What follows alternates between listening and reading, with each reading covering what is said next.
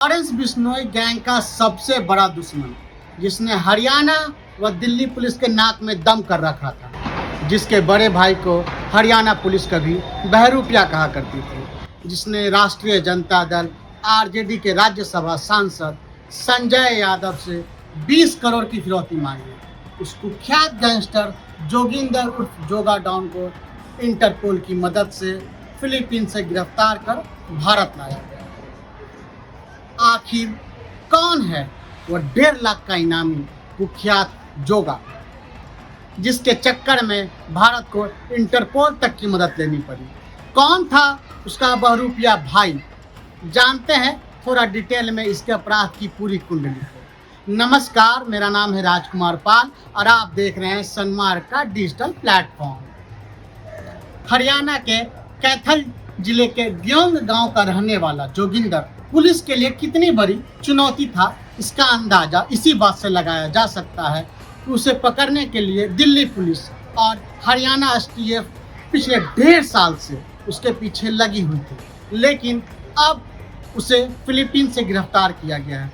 Philippines में उसके ठिकाने का पता चलने के बाद सीबीआई की मदद से उसे भारत लाया गया है।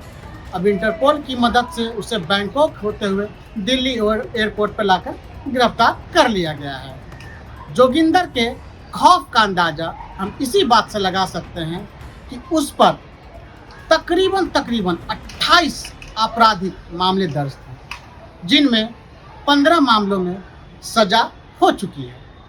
इन आपराधिक मामलों को गौर करें, 5 ऐसे मामले हैं जिनमें हत्या का मामला शामिल है। वैसे गोल्डी बरार के भाई गुरलाल बरार, विक्की मीदू खेरा, कबड्डी प्लेयर संदीप नागल की हत्या में भी इसकी संलिप्तता पाई गई है। कितने बड़े बड़े लोगों की हत्या में इसकी संलिप्तता पाई गई है, इसका आप अंदाजा लगा सकते हैं। जोगिंदर के इतिहास की कुंडली के पन्नों को हम पलटते हैं तो पाते हैं कि वे अपने घर से अपराध की दुनिया में आने वाला इकलौता शख्स नहीं था। जोगिंदर हरियाणा के कुख्यात गैंगस्टर सुरेंद्र गोयोंग का छोटा भाई था। 1 दशक पहले सुरेंद्र और जोगिंदर को हरियाणा का सबसे बड़ा, सबसे कुख्यात अपराधियों की गिनती की जाती थी, लेकिन हरियाणा पुलिस ने 2017 में करनाल एरिया में उनके भाई सुरेंद्र को इनकाउंटर में मार गिराया था। इसके बाद साल 2018 में जोगिंदर नेपाल के रास्ते फिलीपींस भाग गया। वैसे जोगिंदर के बड़े भाई सुरेंद्र की बात करें तो हरियाणा पुलिस उसे बहरूपिया कहा करती थी, क्योंकि वो जब भी किसी वारदात को अंजाम देता था तो पुलिस की वर्दी पहन लेता था। अब पुलिस की वर्दी जब पहन लेता था तो उसे पकड़ना थोड़ी नामुमकिन हो जाता था, क्योंकि वो वेशभूषा अलग करता था, इसलिए उसे बहरूपिया कहा जाता था। हरियाणा में उसके भाई और उसका खौफ इतना था, उसके घरों से लोग गुजरते तक नहीं थे, डरते थे कि लोग पकड़ ना ले या मार ना दे।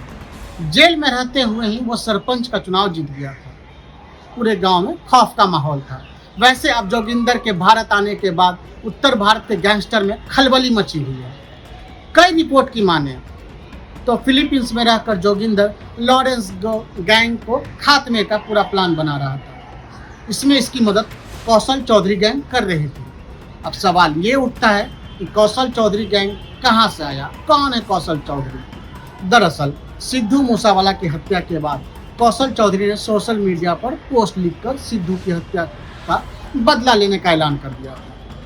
इस बदला लेने के ऐलान के बाद से लॉरेंस गैंग के वो निशाने पे आ गया था। चौधरी और लॉरेंस गैंग से बदला लेने की ताक में लगा हुआ था। रिपोर्ट के मुताबिक लॉरेंस बिश्नोई भी कौशल चौधरी को हर हाल में मारना चाहता था। लॉरेंस भी जानता है कि उसके गैंग को अगर कोई चैलेंज दे सकता है और पलटवार कर सकता है तो वह गैंगस्टर कौशल चौधरी ही है। कौशल चौधरी के पास भी लॉरेंस बिश्नोई की तरह बड़ी वारदात को अंजाम देने वाले शूटर्स, नेटवर्क और पैसे की भरमार है। वैसे बताते चले कि कौशल चौधरी का गुरु सुरेंद्र ग्योंग था, जो जोगिंदर का बड़ा भाई था। जोगिंदर यानी जोगा डॉन, इसका मकसद था बड़ी टारगेट किलिंग को अंजाम देना। अब बड़ी टारगेट किलिंग कौन थी? Lawrence Bishnoi gang.